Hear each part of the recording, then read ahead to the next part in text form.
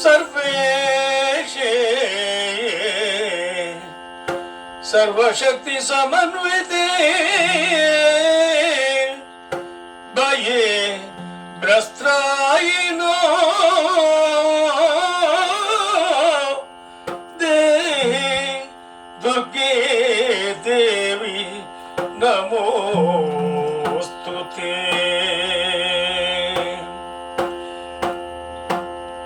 मनिले रुक्मिणी येनो कारण बरुदे तेनदी थोड़दियुग ಸಾನುರಾಗದಿ ಪೇಳು ಕಂದೆಲಗಿದ ಹದನ ಏನೆಲ್ಲೂ ಬೆಸಗೊಂಡರೋ ಕಾಮಿನಿ ರುಕ್ಮಿಣಿ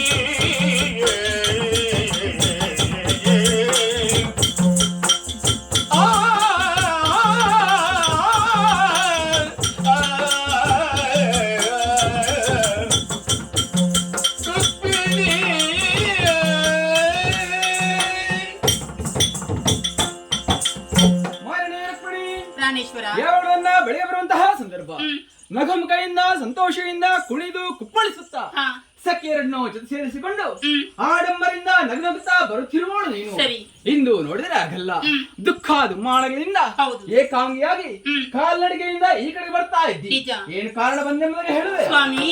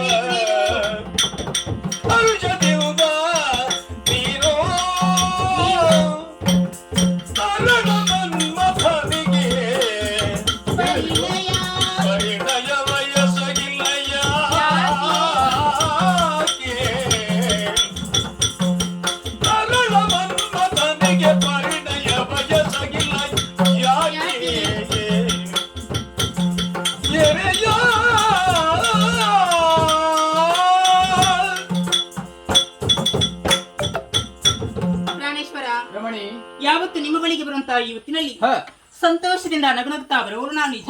ಅಷ್ಟೇ ಮಾತ್ರವಲ್ಲದೆ ನಾನು ಒಬ್ಬಳಾಗಿ ಬರುವುದಲ್ಲ, ನನ್ನ ಮುಂದೆ ಎಷ್ಟೇ ಮಂದಿ ಸಖಿಯರನ್ನು ಅವರನ್ನೆಲ್ಲರನ್ನು ಕೂಡಿಕೊಂಡು ನಿಮ್ಮ ಬಳಿಗೆ ಬರುವವರು ನಾನು. ಈ ದಿನದಲ್ಲಿ ನಾನು ಒಬ್ಬಳಾಗಿ ಬಂದಿದ್ದೇನೆ. ಯಾಕೆ? ಇದಕ್ಕೆ ಕಾರಣ ಇದೆ ಸ್ವಾಮಿ. ನೀವು ದಾರಿ ತಪ್ಪಿದ್ದೀರಾ ಅಂತ. ನಾನು ಎಲ್ಲಿ ತಪ್ಪಿದಿರಿ ಸ್ವಾಮಿ. ಯಾಕೆಂದ್ರೆ ಅರಮನೆಗೆ ಬಂದಂತ ನೀವು ರಾಜಕೀಯ ಬಿಟ್ಟಲ್ಲಿ ಹೊರಟೋಗ್ತೀರಿ. ಅದು ನಾನು ಬೇಡ ಅಂತ ಹೇಳುದಿಲ್ಲ, ಅದು ನಿಮ್ಮ ಕರ್ತವ್ಯ, ಅದು ನೀವು ಮಾಡಲೇಬೇಕು. ಹಾಗೆಂದು ಆದ್ರೆ ಸ್ವಲ್ಪ ಮನೆ ಚಿಂತೆ ಬೇಕಾ ಬೇಡವಾ? ಮನೆ ಚಿಂತೆ ಮಾಡಿಲ್ಲ ನಾನು. ಮತ್ತೆ ಎಲ್ಲಿ ಕಡಿಮೆ ಆಗಿದೆ ನಿಮಗೆ? ನನಗೆ ಏನು ಕಡಿಮೆ ಇಲ್ಲ, ಸಕಲ ಸಂಪದವು ನಮ್ಮಲ್ಲಿ ಉಂಟು ಸ್ವಾಮಿ. ನಿಮ್ಮನೆ ಕೈ ಹಿಡಿದು ಬಂದಂತಹ ನಮಗೆ ಯಾವುದಕ್ಕೆ ಕುಂದುಕೊರತೆಯನ್ನು ಮಾಡಿದರೂ ತಾವಲ್ಲ, ಅದರ ಬಗ್ಗೆ ನನಗೇನು ಚಿಂತೆ ಇಲ್ಲ. ನೋಡಿದ್ರ ಬಟ್ಟೆ ಸೀರೆ, ಬೇಕಾದಂತಹ ಆಭರಣಗಳು ಯಾವುದಕ್ಕೆ ಕೊರತೆ ಇಲ್ಲ. ಆದ್ರೆ ಒಂದರಲ್ಲಿ ಕೊರತೆ ಉಂಟಲ್ವಾ? ನೋಡಿ ಸ್ವಾಮಿ, ನಮ್ಮವನಂತ ಕುಮಾರ ಈಗೇನು ಆತ ಸಣ್ಣವನೇ, ನಿಮ್ಮಷ್ಟು ಎತ್ತರವಾಗಿ ಬೆಳೆದು ನಿಂತಿದ್ದಾನೆ. ಆತನ ನೋಡಿ ಸ್ವಾಮಿ, ಯಾವತ್ತು ಕೂಡ ನನ್ನ ಬಳಿ ಬರ್ತಾ ಇದ್ದಾನೆ. ಅಮ್ಮ ಅಮ್ಮ ಇದ್ದುಕೊಂಡು ನಾನು ಹಿಂದೆಗಡೆ ಬರುವವನು ಆತ. ಈಗ ಅಮ್ಮವಿಲ್ಲ ಗುಮ್ಮವಿಲ್ಲ. ಯಾಕೆ? ಆತನ ಕಂಡಾಗ ನಾನು ಅರ್ಥ ಮಾಡಿಕೊಂಡೆ ಏನಂತ ಸ್ವಾಮಿ. ಆದ್ರೆ ನಿಮ್ಮ ಹತ್ರ ಹೇಳಿಕ್ಕೆ ಹೇಳಿದ್ದೆ ನಾನು ಅವಳ ಹತ್ರ. ಅದಕ್ಕೆ ಅವ ಏನ್ ಹೇಳಿದ?